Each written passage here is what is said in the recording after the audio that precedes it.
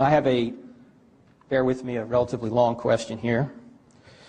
After admitting that an unborn child is a human being, you write on page 221, and thankfully you say in the book that it's nonsense that an unborn child is not a human being. You admit that the unborn child is. You say this, and I quote, "There may be circumstances in which it is not desirable to carry a fetus to full term.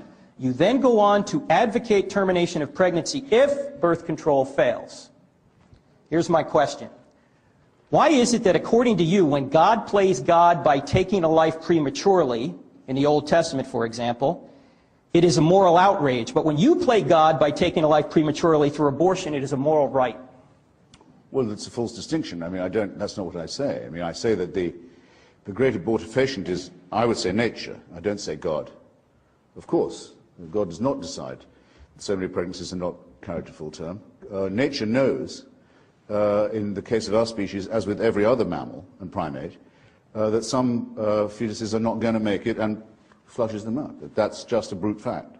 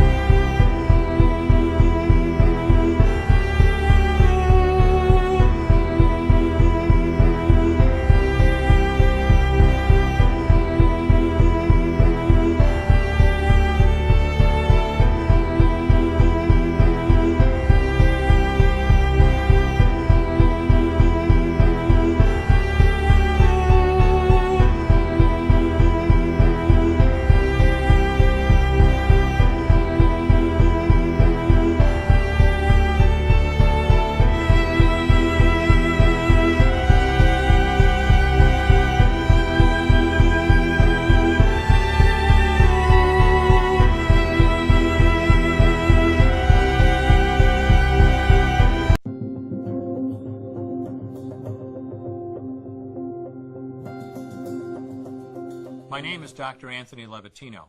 I'm a practicing obstetrician gynecologist, and I've performed over 1,200 abortions. Today I'm going to describe a first trimester surgical abortion called suction D&C, dilatation and curettage. This is the most frequently performed abortion and is used typically from 5 to 13 weeks of pregnancy. After administering anesthesia, the abortionist uses a speculum like this. This is placed inside the vagina and opened using this screw on the side, allowing the abortionist to see the cervix, the entrance to the uterus. The cervix acts as a gate that stays closed for the duration of pregnancy, protecting the baby until it is ready for birth.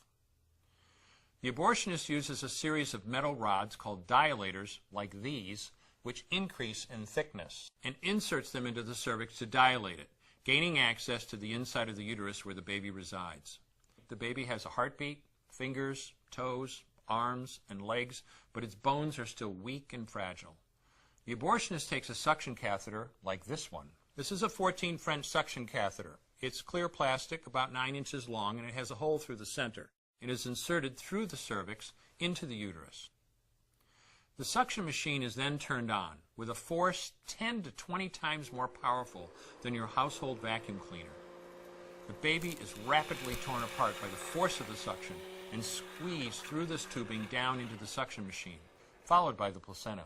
Though the uterus is mostly emptied at this point, one of the risks of a suction D&C is incomplete abortion, essentially pieces of the baby or placenta left behind. This can lead to infection or bleeding. In an attempt to prevent this, the abortionist uses a curette to scrape the lining of the uterus. A curette is basically a long-handled curved blade. Once the uterus is empty, the speculum is removed and the abortion is complete. The risks of suction D&C include perforation or laceration of the uterus or cervix, potentially damaging intestine, bladder, and nearby blood vessels, hemorrhage, infection, and in rare instances, even death. Future pregnancies are also at a greater risk for loss or premature delivery due to abortion-related trauma and injury to the cervix. As I mentioned at the beginning, I'm Dr. Anthony Levatino, and in the early part of my career as an OBGYN, I performed over 1,200 abortions. One day, after completing one of those abortions, I looked at the remains of a preborn child whose life I had ended, and all I could see was someone's son or daughter. I came to realize that killing a baby at any stage of pregnancy for any reason is wrong. I want you to know today, no matter where you're at or what you've done, you can change. Make a decision today to protect the preborn. Thank you for your time. I will no longer do any more abortions. When you finally figure out that killing a baby that big for money is wrong, that it doesn't take you too long to figure out it doesn't matter if the baby is this big or this big or this big or maybe even this big, it's all the same. And I haven't done any since then and I never will.